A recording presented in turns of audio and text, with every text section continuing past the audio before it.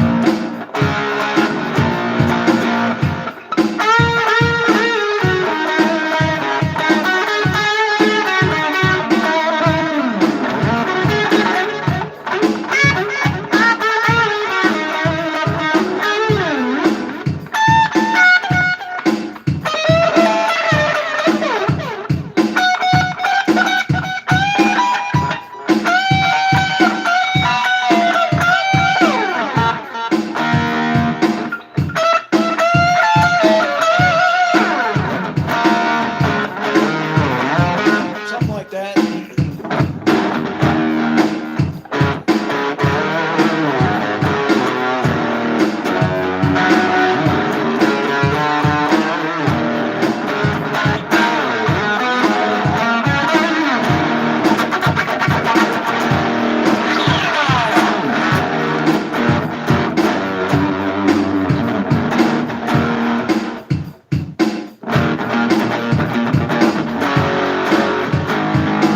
Oh yeah. This is a new one.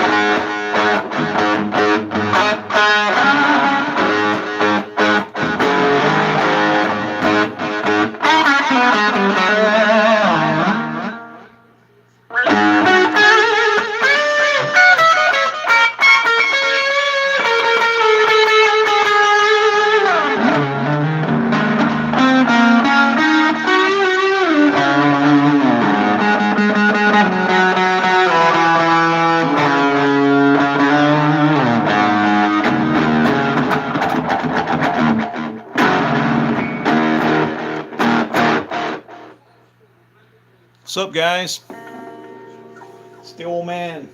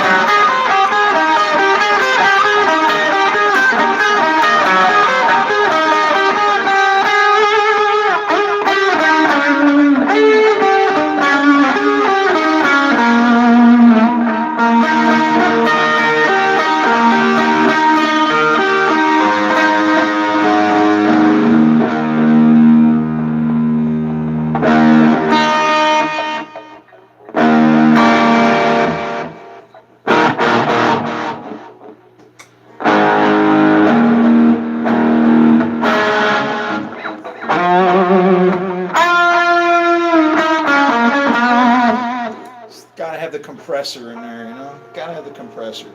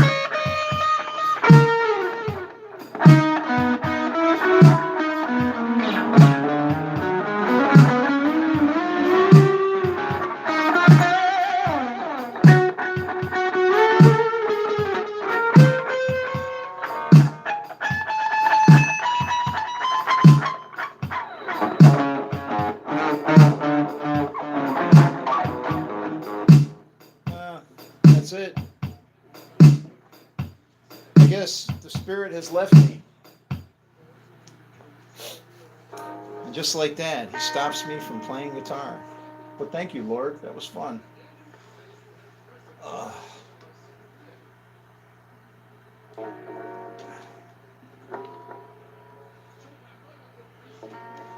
Come hang out with the rabbit.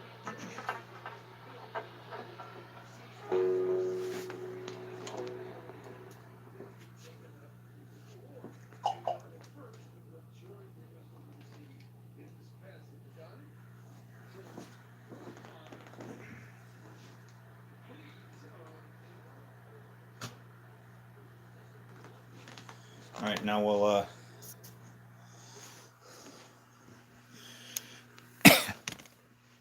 we'll go backstage and hang out. What? Oh, what am I sitting on? Yeah, this is the life of a rock star. A mess. You just have your little rig and you pack up and go wherever you gotta go. You're at the mercy of your booking agent. And he'll kick your doors that you thought never could be. He'll stand beside people and play and open up for people that you're like, what? You know, legends. Yeah.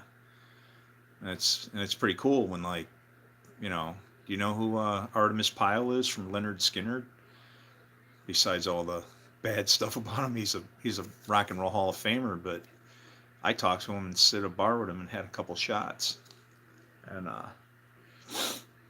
yeah, he said I reminded him of somebody he met when he was in the army. He had to protect somebody. And he said his name was Yeshua Ben Yehuda. I had no idea what that name meant until many years later. It was like, whoa.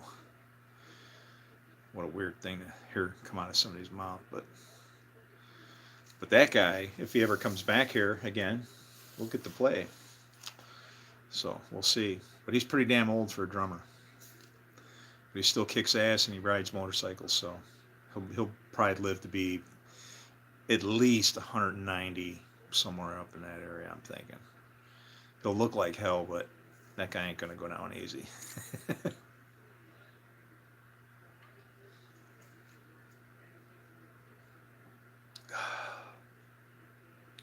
The first big gig that I ever played, was probably 500 people in there. It was a small event. Yeah, there was probably more than 500 people. I think we sold 500 tickets. I don't know. Could you fit 500 people in there? Damn, it was jam packed. But we opened up for Commander Cody and the Lost Planet Airmen. Had a song called Hot Rod Lincoln, and we were opening up and playing for people. I didn't even know who they were, but some of these were like legends, you know.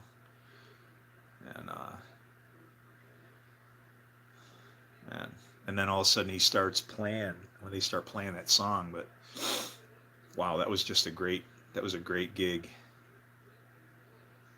and it all just worked out perfectly. I mean, really. Even people screwing up equipment failure benefited me. I wound up being like the hero of the thing because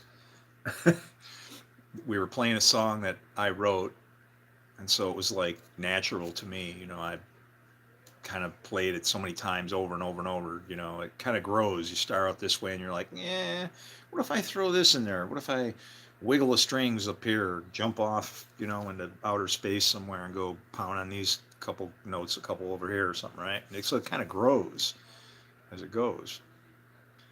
And but that was my tune. So when nothing was plugged in and people didn't have sound and people from the soundboard like bombing the stage, like diving onto equipment while the band's still trying to, like, you know, what they should have done was they should have just went, you know, they should have just stopped and went, somebody just should have yelled, Mulligan!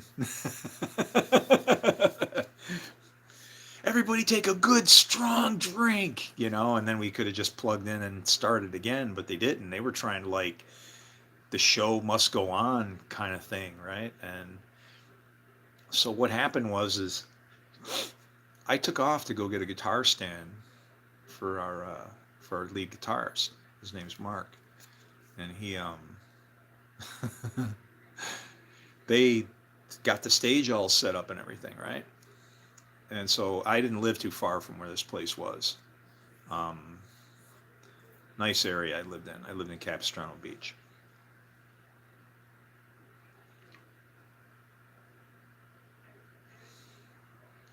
Um, and it was really weird because I had, even when I lived there, it was kind of strange because I was in between two people named Ed. On one side, there was a guy we called Ed the fireman, and his last name was Herod. Do you know what Herod means? A lot of people don't realize what names mean, but your name is you. And Herod means hero. He wouldn't think that when you read the New Testament, right? But it's so flipped over and upside down with names. If you pay attention to the names, like Zion means parched place or desolate place. Why would that be heaven? But it's, that's what Jesus was trying to teach, and that's other stuff. But yeah, the whole I take off and go home and grab a guitar stand for him and get him set up, and they had supposedly set up all my stuff. Well, we went up into the dressing room, and the dressing room in this place was it had like a mezzanine or a catwalk that went around up top, and then there were, and I'm saying, this shit wasn't safe, man. If you were up there when there was an earthquake, I wouldn't be surprised if the damn place fell down from up there. Like if it started rocking and rolling, because it just felt wobbly, and you'll understand why I'm saying that in a minute. But I went up into the dressing room, and they were cracking jokes. They were making fun of me because they're saying, you know, you got stage fright and stuff, and they were saying, I had a dream about you. We were pulling you out to go play, and you were digging up the carpet with your fingernails, like claws. No, we were dragging you out there, because the first gig I didn't go play. It was actually a Christmas gig, and I'm so bummed out because it was in front of a bunch of old ladies, and they were playing Run Run Rudolph, and just kind of some rock and roll kind of Christmas stuff, and they had a really good time, and I'm like, I'm bummed. I feel like I should have just went, because if you ever have fear to do something, you're screwed. You're never gonna accomplish anything. You just gotta, if yeah, don't let fear stop you from trying something. You know, don't like try to fly off of a skyscraper or something unless you're capable. There are people that pull this crap off all day long. It's like, what are you, nuts? And here a guy lands with some wings into a bunch of cardboard boxes. Oh, what a waste of time and money, right? It's like all that tape and cardboard and stuff. It's like, the foolish things that we do to create stunts and pranks. If we focus just maybe 10% of that money on needs for stuff, what the hell we could accomplish? But that's the problem. Again, it takes balls. It takes somebody to step up and go, we're canceling Christmas this year. But so I go up into the dressing room, and there's nothing in there. We're just sitting in there, and it was weird. It was like the dressing room from, like Morpheus needed to show up and go, this is the construct. Everything was white. The walls were white. The ceiling was white. The carpet was just whatever. Well, I don't even know what color the carpet was, but everything was just painted white, and it was just clean. It was painted white and clean. It wasn't really beat up, and we're just sitting in here, like hanging out. And you could imagine if you had time, yeah, you could probably set up your stuff and practice and whatever. But it's like we just lived our music, so we didn't practice so much like that. Like right before the gig, practicing, dude. That's not the time to be practicing, okay? It's like it's too late. But we're sitting up there, and this lady walks in, and she was dressed like a kind of like Shannon, like a Dixie truck stop kind of waitress outfit, you know, with a little blue checkers, like, and actually the pattern would be exactly what Dorothy was wearing in The Wizard of Oz. Okay, so she's wearing like that with puffy sleeves and a little apron kind of thingy going on, and and it was puffed up. She had some booty sticking out in her shorts and whatever. This was a nice place. Just the dressing rooms were, strategically mounted onto the wall where they could claim fame of, just killing rock and roll with one, 2.0 earthquake maybe. But she comes in and says, "What do you guys want?" She's like, "Can I get you guys anything?" She's being real nice, right? And so Mark, who's the lead guitarist, he always kind of spoke up for the band. He ran things, right? So he says, "Yeah, can we get maybe some ice water and some cups and stuff?" And she starts scribbling down. She's like, "Uh-huh." And he goes, yeah, I don't even know if he, said anything. Just that was it. But then the lady, she starts writing down. She goes, "That's it?" And she was like weirded out. It was the way she said it. She goes, "That's all you want?" and we're like, "Yeah." And she scribbles down something and like underlines it and turns to walk off. And she goes, "You boys got a lot to learn," like that, right? And so we're like, what the hell did she mean by that? It was just like a weird statement. She knew we were green, man. We were sitting, our booking agent brought up the Kinks and the Ramones. So it's like, this was probably like going to be one of our gateways into some big shit. And, but she goes, "You boys got a lot to learn." And she turns and walks out, and Mark's sitting there, and he's kind of looking at us, and we're all looking at each other going, "The hell was that? Why did you say it?" And so then Mark tells Jason, who Jason is no longer alive. He toasted his brains into the ceiling with a double-barrel shotgun over a girl. But the band broke up long before that. But he tells Jason, he goes, "Jason, go down there and see what they're getting. What everybody else is getting," is what he said. He goes, "Go down there and see what everybody else is getting." So Jason goes walking down, he walks out and goes down there, and he's gone for a little while. And we're like just hanging out, wondering what's going on. And all of a sudden, he comes running down the hallway, and like I said, the whole place was shaking. Like we're going like, "Holy crap!" It's like, "Easy, dude, easy," But he comes charging down the thing. He comes busting into the dressing room, and he goes, "They have a full bar and dancing girls and a turkey." And it's like, dancing girls? It's like, dancing girls? What? It's like they were having a freaking raging party going on down there, because you could hear a little bit of noise coming from the other end of the thing, but it just sounded like somebody was playing like a radio or something. They were partying ass in there. And he goes, "Dancing girls and a turkey." And we're like, I don't know when it was. It was like, it was nowhere near Thanksgiving. This is like in February or something, right? And so, yeah, in fact, I know it was in February because it was last. I came home, um, and checked my answering machine. I hadn't checked it in a couple days, and it was my mom saying she loved me and goodbye. And that was the last time I talked to her. She died shortly after that. Then my life like fell apart. I went from up there cruising to crash landing, burn, and everything piled on top of it for fuel.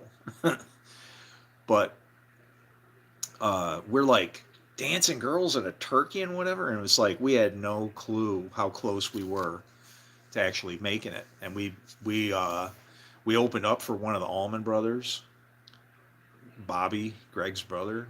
Um, well, they did. See, they kicked me out because I had some life problems going on. Like I said, my mom died.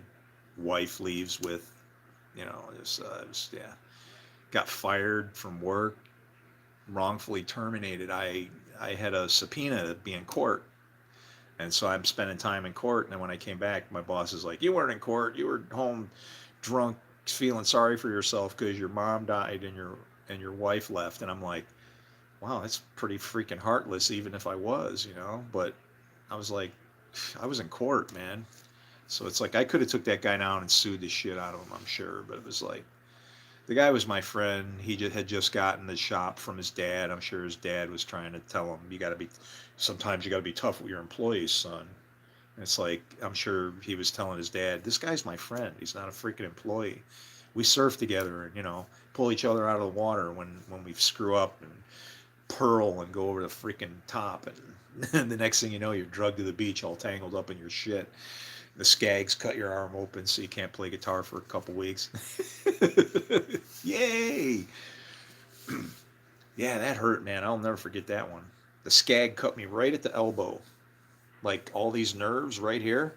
It just hacked them, and all I can say is they supposedly got partially severed or something. They're saying because all I could say is my hand would move, but it was like a kryptonite thing. It was like the motion was there. It was like all day long, but it was like the doctor do the grab my hand for power test thing, like scrunch this, and it was just like it was like there's nothing. It was like, and I don't know what I couldn't play my guitar because I couldn't even press the strings down. It was like I could go through the motions, but couldn't play. So it's like we all hung around together. We were all pals, and I mean, I don't know. People just people abandon their lives when there's a couple mistakes are made, and it's like you can't get that time back. You're an idiot if you run your life like that. You're really being foolish. Uh-oh. Message held for review. Message held for review. Say it a different way, man. Ah, shit. You guys are back again, huh? Hi. Yeah. That's how it starts. Hi with a thumbs up. And then YouTube starts recording all the data so they can find where this shit's coming from. Go get them, guys. Bing. Yeah. But we went out onto the stage after that, and they didn't plug my guitar in. They didn't set up any of my stuff. I was just out there like, and I walk up like no big deal, thinking everything's good to go. Not even thinking about it. Sling my guitar on, throw it on. I had a Flying V that I played, and so I throw my guitar on and just start playing whatever, and like nothing's coming out. And they took off and started playing, and like they still kept going, but it was like I had the main chunk out of the song. I had the meat for the sandwich, and yeah, they kept going. Well, here come these guys off the soundstage, and they go charging onto like the equipment, like looking at everything, and the guy just goes, he like goes, it's not plugged in, or he yells it. He goes, it's not plugged in. And he grabs the cord. He can see it. He grabs the cord in his fist, and the plug's like sticking out, just right out of the bottom of his fist. And he takes the thing and slams it into the floor, like boom, into the socket. If he would have missed, he would have broke all the pins off the thing, and I don't know, maybe electrocuted himself or started a fire. I guess it would have created some drama, right? Remember our first gig when we burnt down the coach house? But it went in, boom, and I didn't have a tube amp, and so I spun around, playing, or I was facing the amp. So as soon as it powered up, it immediately started squealing. So it was like, and I just spun around, from the feedback and just started playing, and then everybody took off, and because I knew the song, I was okay with just picking up, it's different, when you're playing a tune and you screw it up, you just, do the same thing twice, screw it up a few times, make it sound like it was intentional, right? That kind of a thing. And, but I knew this tune and I wrote it. So I started playing, and they were everybody else was trying to figure out, because the timing's kind of weird. It has a very strange timing in the front of it. I don't even know what timing it is. I can't read music. I can't write music. I don't do it that way. I just play. So there you go. Now you know. Slop. The king of slop.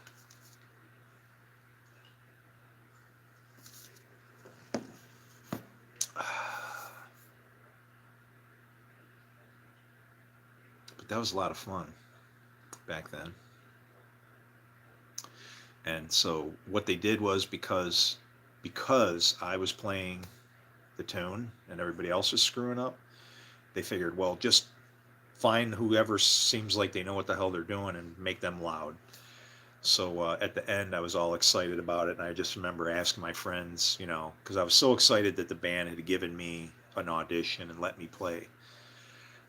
um, they gave me their whole set, their whole list, and were like, it took, it was tough to get in there. I had to get a bunch of people behind me to get me a chance, and then, but once I got in, they couldn't believe it, because they gave me their whole set. We'd play, 4 or 5 bars, whatever, and I'm like, okay, and they're like, you got it? And I'm like, yeah.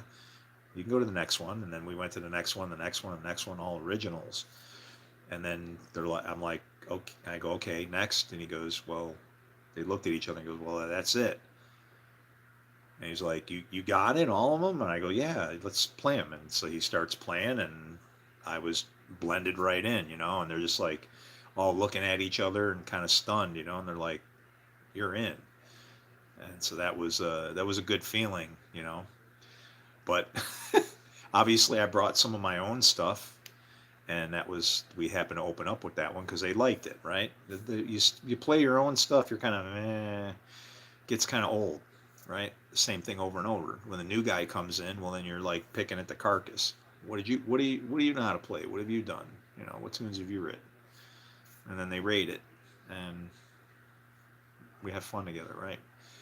It's like a marriage ceremony where you all show up with your salt and you throw it in one bowl and you mix it all together, and guess what? You're not going to be able to tell whose is whose. Just at the end of it all, be fair and divide it up as it should be. That's all. Simple. Are you bald? No, not yet. I'm getting very thin, but no, I got yeah. We don't cut our hair around here. We're not allowed to.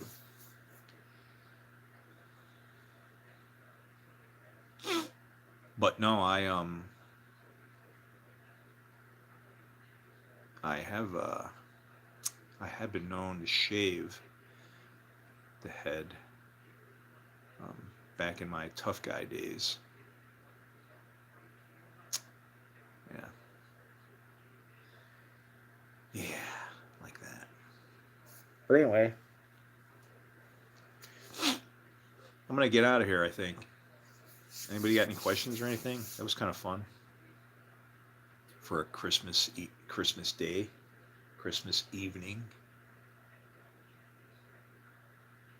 Get to be a rock star and play for the entire world. Damn, that's a Christmas gift. Thank you, Lord. Thank you very much.